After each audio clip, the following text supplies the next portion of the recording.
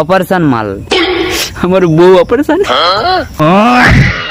আমার বাপ ঠাকুর দাদার আমল দিকে এই ঘটক ব্যবসা, এই ঘটক ব্যবসা করে 3খানা পুকুর, 2 বিঘা জমি, 1খানা মোটরসাইকেল সব বিক্রি হয়ে গেছে।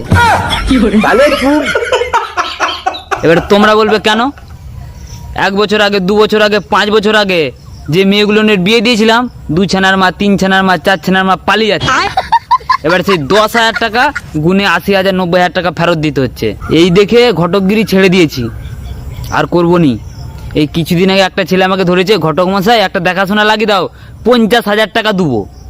এবারে শালা আমার সাদা মানে কাদা আছে, 50,000 টাকার লোভে পড়ে দেখাশোনা লাগিয়ে দিয়েছি। বিয়া হয়ে গেছে, 1 মাস পরে বউ পালিয়ে গেছে। এবার ছেলের সঙ্গে দেখা হয়েছে, আমি বলছি দেখ বাবা 50,000 টাকা তো আমার খরচা হয়ে গেছে, কিছুদিন টাইম দিয়ে তোকে আমি দিয়ে দেবো। বেদলাওটা কি করলো জানো, আমার বউকে নিয়ে পালিয়ে গেছে, 2 ছানার মা। আমি ফোন লাগিয়েছি, নিয়ে গেছু ভালোই হয়েছে, তোকে ছেলের মুখ আর দেখতে হবে নি। ছেলেটা তখন বলছে কেন, অপারেশন মাল। আমার বউ অপারেশন।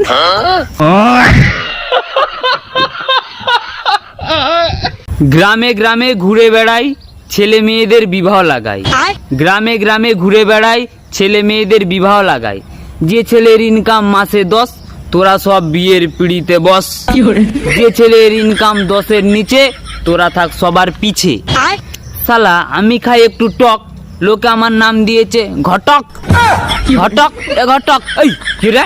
তো হ্যালো বন্ধুরা, পার্ট 2টা কেমন লাগলো কমেন্ট করো, যদি ভালো লাগে তো পার্ট 3 নিয়ে আসবো অবশ্যই।